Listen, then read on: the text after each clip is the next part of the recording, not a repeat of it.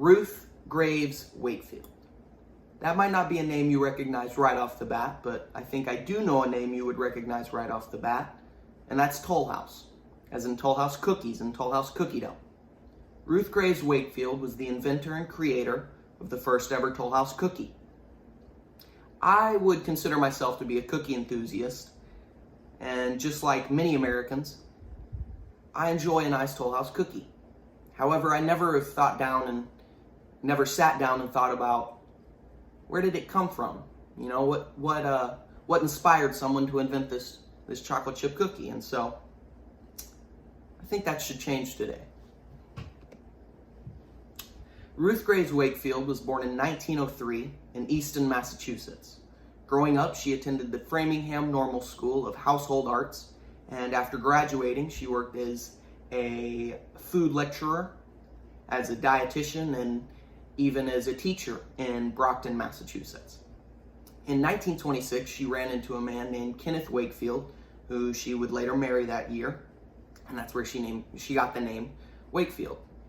And a few years after that, in 1930, they decided that they would do something big, something they had never thought about doing, and that was buying an old house built in 1817 outside of their hometown and converting it into an inn. They did in fact name it Toll House, as in the Toll House Inn, which is where the name comes from. However, the name, as well as the cookie, was not intentional.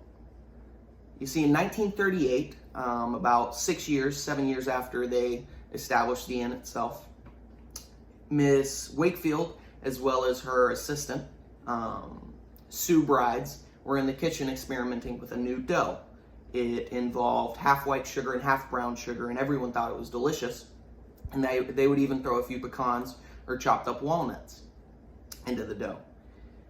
And so one day, Miss Wakefield decided, I'll just throw a little baker's chocolate in there, melt it down, and mix it into the dough.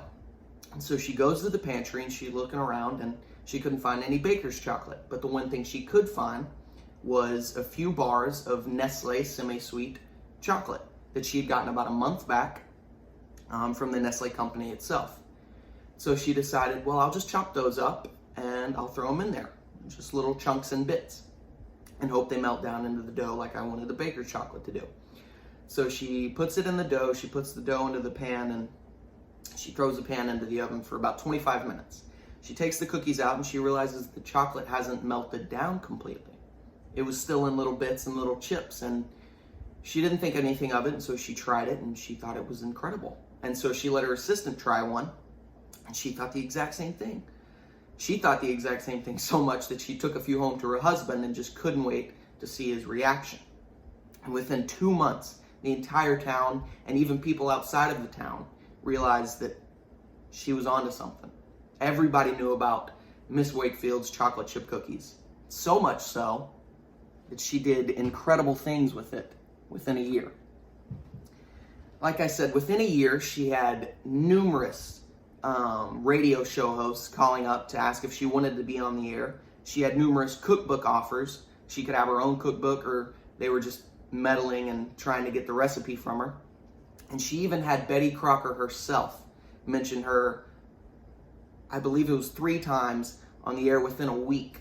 She was on a radio host, or she was with a radio host, and she couldn't help bring up the fact that Wakefield invented a new chocolate chip cookie. And Nestle realized that with all this publicity and with all this this attraction, they could make some money off of it and have a little fun with it. And so they decided to approach Miss Wakefield with an offer that they could be in a partnership together. And part of the deal was that she would get $1 for the recipe itself, and that if she ever came up with any other recipes, then she could approach Nestle with them. And if they wanted to partner with those and make those cookies worldwide or a part of Nestle themselves, she could do that. And after the Nestle Corporation decided to make them a widespread product, as in Toll House, an actual brand, so many people across the nation were sending in letters that their sons were wanting them overseas in a care package. And Miss Wakefield just jumped at that opportunity. She had her assistant Sue come in along with her daughter. And for about a month, almost every single night after the inn would close, or at least the kitchen part of the inn was no longer preparing food for its inmates, they decided that they would just make as many cookies as humanly possible. And it wasn't even just the Toll House chocolate crunchy cookies is what she named them, by the way. It wasn't just those cookies, it was really any cookie at all that they could muster up. And they would send thousands and thousands and thousands of cookies out to people in America and overseas so that they could send them to the people overseas.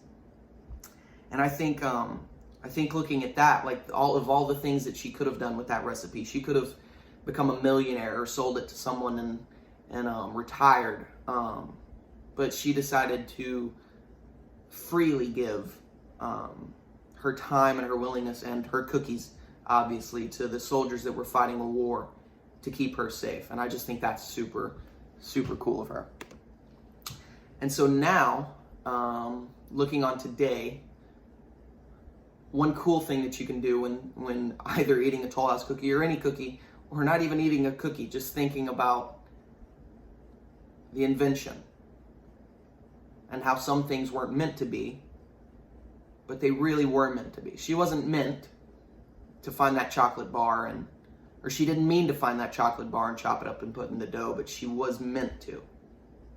So I think enjoying the knowledge can allow you to enjoy that cookie just a little bit more. So enjoy it. Think about it. And enjoy it. Thank you.